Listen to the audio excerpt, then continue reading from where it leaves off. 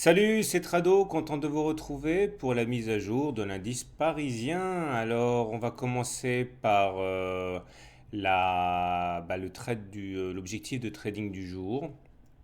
J'avais dit que j'allais personnellement tenter de saisir un signal haussier pour viser la SSA.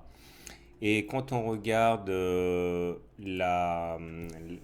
graphe du jour, fallait effectivement pas faire de vieux os, hein, puisqu'on a perdu 1,09%.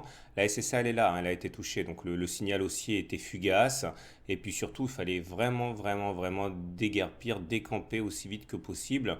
Puisque après que l'on ait touché la SSA, même un petit peu plus haut en fait, hein, on a plongé, on a rebouché le gap. Et regardez parce que c'est magnifique.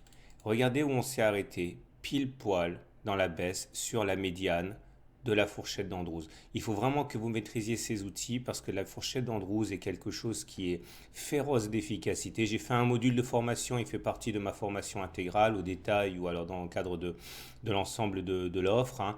Et également, ce qui explique la force du coup d'arrêt qui a donné à la baisse, c'est qu'on est venu chercher aussi les 76% de Fibonacci là. Donc 76% de Fibonacci plus la médiane de la fourchette d'Andrews, ça nous a donné l'occasion de respirer un petit peu, de rebondir un tantinet et de terminer donc au-dessus. Donc maintenant, ça veut dire que, eh bien, tant que l'on préserve ces niveaux, qui sont des niveaux forts quand même, hein, on peut tout à fait envisager d'avoir un rebond à partir de ces niveaux. Maintenant, vous avez compris, hein, si on casse la médiane de la fourchette d'Andrews, eh bien, tant qu'on ne sera pas repassé au-dessus, hein, l'objectif privilégié, c'est d'aller chercher le bas de la fourchette d'Andrews, hein. Donc attention quand même. On a également un croisement faible M7-M20. Bon, faut pas faire accorder trop d'importance au croisement faible, hein, j'en ai déjà beaucoup parlé. C'est un signal de qualité assez médiocre, hein, mais bon, il y a un croisement faible M7-M20. On regardera également la lagging span ici qui s'est enfoncé dans le nuage. Et bon, il y a de la place pour un rebond, hein, parce que vous voyez, elle pourrait très bien se glisser par là, hein, dès la prochaine séance, on verra. Les indicateurs techniques nous donnent des informations complémentaires assez inquiétantes, mais qu'il faut quand même relativiser. Alors là, on est en zone de survente, ça veut dire que comme vous pouvez le voir, le stochastique est passé euh, au-dessous de la zone des 20. Ça, c'est normalement un signal qui nous dit qu'il ne faut plus acheter. Alors, ça veut dire que vous avez plus de chances de faire des plus bas qu'aujourd'hui plutôt que d'avoir assisté au plus bas. La main est au baissier sur le momentum, la main au baissier sur le RSI, bon, pas au MACD non plus, hein, pas de nouvelles. En fait, c'est ce concert d'éléments MACD, momentum, RSI qui nous indiquait d'ailleurs, hein, que la baisse avait encore du potentiel. Mais là, on est vraiment sur du support solide. Mais bon, les supports également, ils ne tiennent que tant que la dynamique baissière n'est pas si forte, hein. Donc, accorder du crédit à ces supports, mais accorder du crédit également à la dynamique qui est baissière. Alors juste comme ça, parce qu'on est loin d'avoir terminé la semaine, mais c'est intéressant de voir où on en est.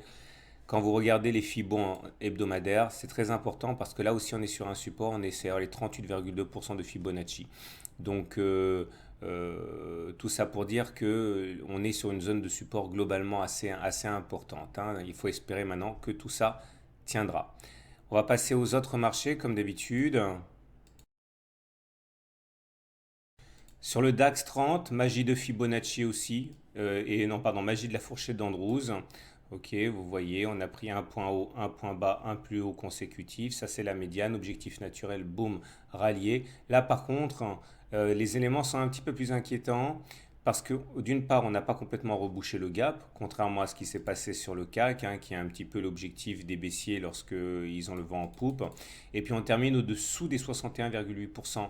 Et vous savez, hein, quand on casse un niveau de Fibonacci, généralement, on va chercher le niveau suivant. Et à moins que l'on rebondisse violemment dès demain pour se remettre à l'abri au-dessus des 61,8%, eh bien, on peut envisager que les baissiers restent sur leur faim et veuillent aller chercher la SSA ici, hein, le nuage clairement, et pourquoi pas également les 61, les 76% de Fibonacci. Donc, même si l'objectif a été atteint sur le DAX avec la médiane de la fourchette d'Andrews, je crains que les baissiers en redemandent sur le DAX, hein. Donc, faites attention si vous tradez le DAX.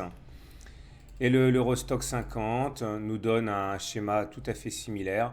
percussion au point près de la médiane de la fourchette d'Andrews, gap rebouché.